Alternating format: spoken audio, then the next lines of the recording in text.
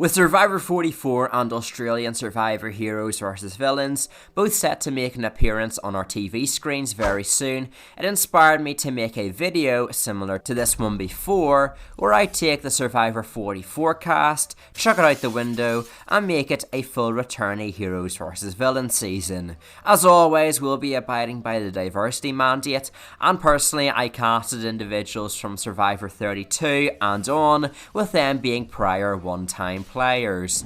Firstly, the hero males, which is a very competitive field, but I narrowed it down to 5. When I think of hero, one of the first people that come to my mind is Christian from David vs Goliath. To say he is extremely likeable is a severe understatement, as a sly puzzle algorithm underdog will fit the heroes tribe very well with their unique charm. He literally beat the Goliath challenge beast in the most biblically fitting immunity challenge of the season.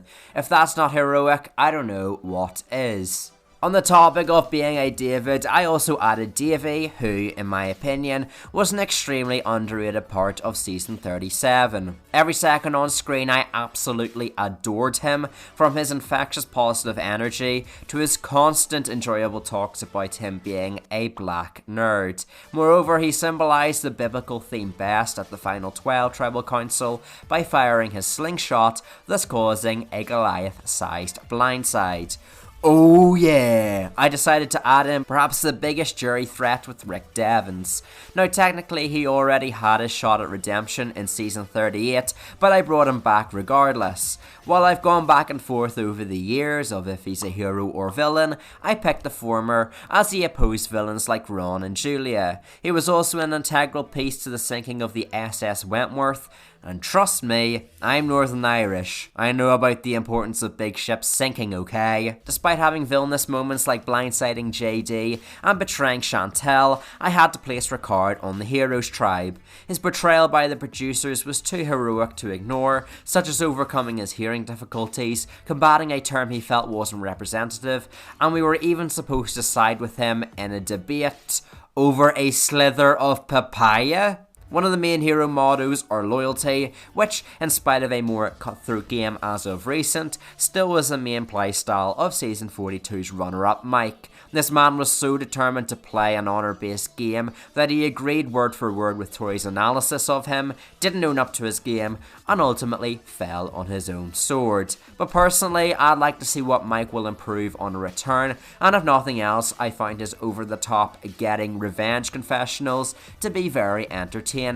With those 5 fine gentlemen competed, let's make our way onto the other half of the hero tribe. In fact, our first heroine comes from the most recent season of Survivor, and that is Cassidy. Now, whether you believe Cassidy should have won or not, we can both agree she was showcased in a positive light, fighting for her deceased sister, and constantly beating her opponents like Carla plus Ryan.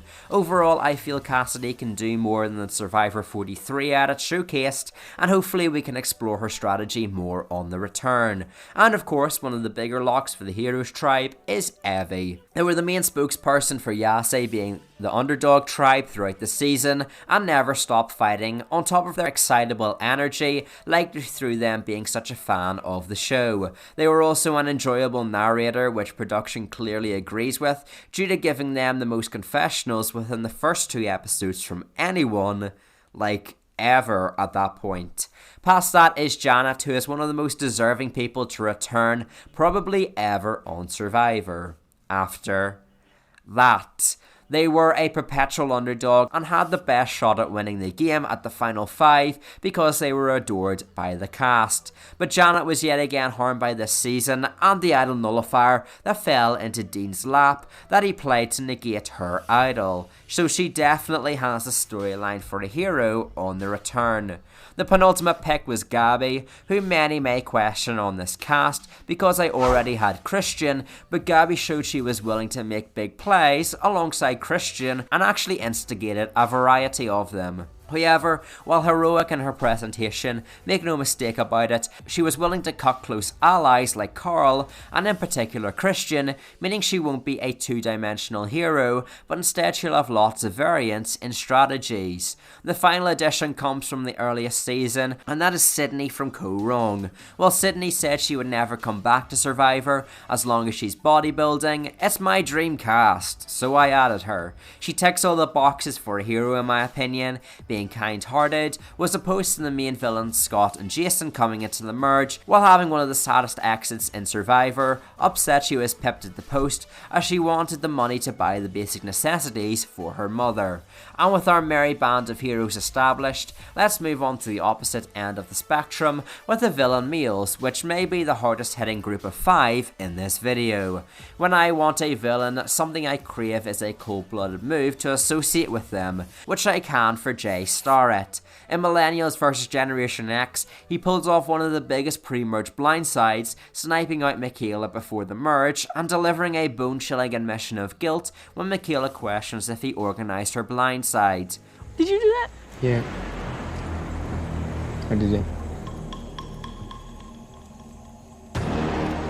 Almost a guarantee on any of these fan-made villain tribes is Dominic Abate, who is the closest runner-up we've seen to winning the game. Alongside Wendell, the two dominated the game, largely unchallenged, resulting in one of the biggest overdogs we've seen on Survivor. So whether it's more evil coffee sipping, bombastic idol plays, or yelling out his rivals' names before they get their torch snuffed, I'm here for it. While he was a detective or chillin' with his advantages, I went with DK Villain from Island of the Idols.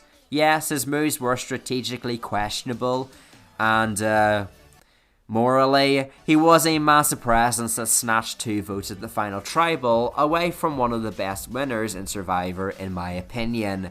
Not to mention he was willing to call out whoever in his confessional booth, accompanied by snarky remarks and some brutal betrayals. We talked about Mike earlier, but the man who played him like a fiddle alongside the majority of other individuals in the game was everyone's favourite pigeon turned rhino, Omar.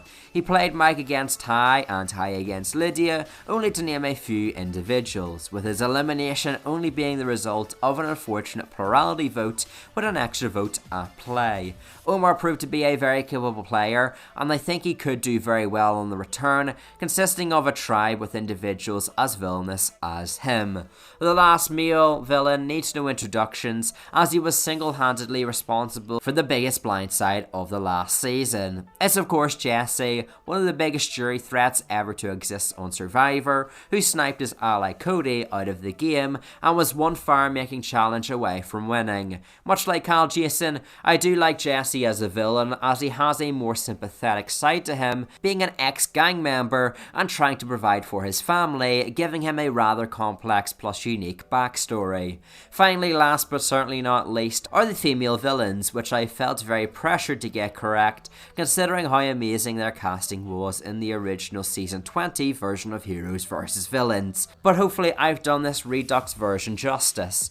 Carla from me both represents a villain and an individual who can live up to the aggressive nature of the modern game. She was willing to fake cry about anything, she was willing to backstab many of her closest allies, and don't even get me started on her jury threats to Cassidy while on the island. Some may have hated it, but you have to agree that's the kind of evil that makes a villain. In the same vein, I added pure chaotic evil in Tori Meehan, who really just got into arguments with practically everyone on Survivor 42.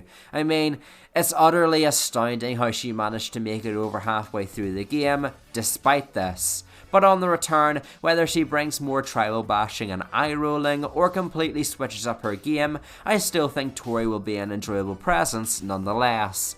And on the topic of good TV, despite some things outside of the main show, one of the easiest people to slap the villain label onto modern day is Chantel. Survivor 41 was all about Shan, between her Shantham, bickering with individuals, but also her completely dominating the game as an overdog with Ricard and the Black Alliance. Considering the amount of destruction she can cause within the game, I'd be really interested in a Chantel 2.0.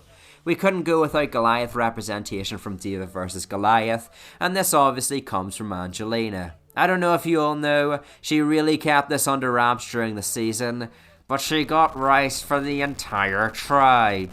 And the generosity seemingly ended there, as she then proceeded to snatch the jackets of those voted out, make a fake idol despite her arch nemesis, and did sell out the entire tribe just in an attempt to get Elizabeth's jury vote. Last but certainly not least is the former hero turned villain, Chrissy, instantly providing a unique storyline as her being initially on the good side, then quickly turning bad. Whether on the bottom or top, Chrissy was always the woman that you could guarantee would bash on her acquaintances, from Ben to Ashley, to Ben to JP, to, well, you guessed it. Chrissy for me had a no filter and no nonsense attitude, and I believe she was the perfect last puzzle piece for this cast.